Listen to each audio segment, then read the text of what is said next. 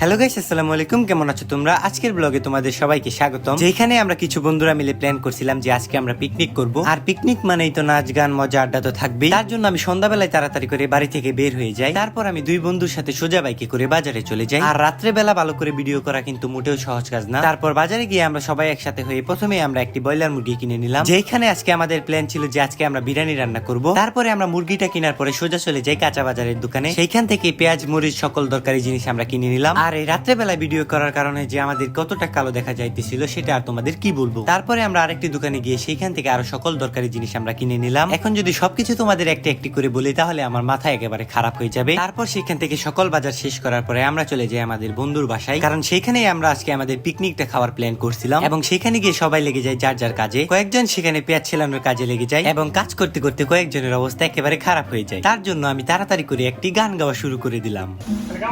কত কইতাম আসলে ক্যামেরাটা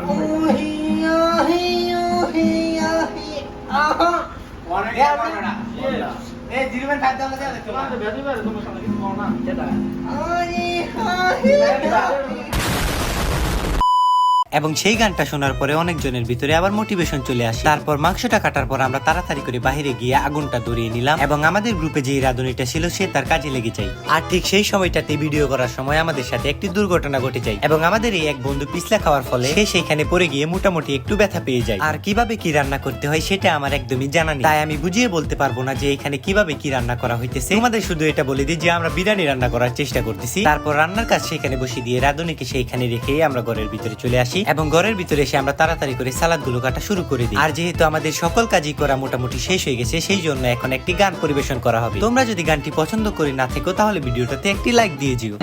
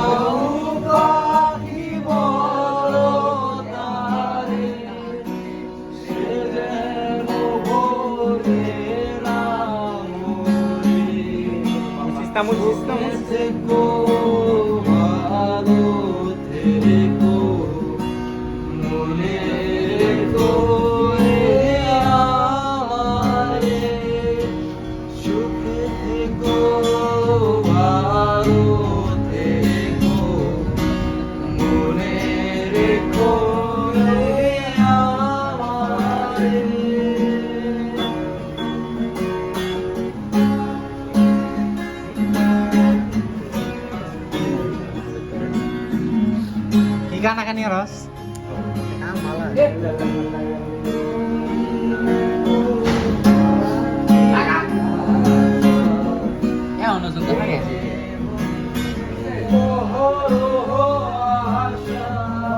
তারপর গানটি শেষ হওয়ার পরে আমরা সবাই মিলে একসাথে বসে সেইখানে খাওয়া দাওয়া শুরু করে দিই। আর তোমরা বিরিয়ানিটা দেখার পরে এখন কমেন্ট বক্সে এটা বলো যে এটা কি বিরিয়ানির মতো দেখা যাইতেছিল নাকি খিচুড়ির মতো দেখা যাইতেছিল। তাও আমাদের কাছে খেতে তো খুব ভালোই লাগতেছিল। তারপর আমরা সেইখানে মিলে সবাই শুয়ে বসে তাড়াতাড়ি করে খাওয়া দাওয়া শেষ করে দিই। তারপর খাওয়া দাওয়া শেষে কিছুক্ষণ আড্ডা দেওয়ার পরে সেইখান থেকে আমাদেরকে ছেড়ে কয়েকজন চলে যায় এবং সেইখানে বসে কিছুক্ষণ গেম খেলার পরে আমরা প্রায় রাত 12টার সময় সেইখান থেকে বাড়িতে যাওয়ার জন্য রওনা দিয়ে দিই। তো গাইস, আজকের ব্লগটা আমাদের এখানেই শেষ।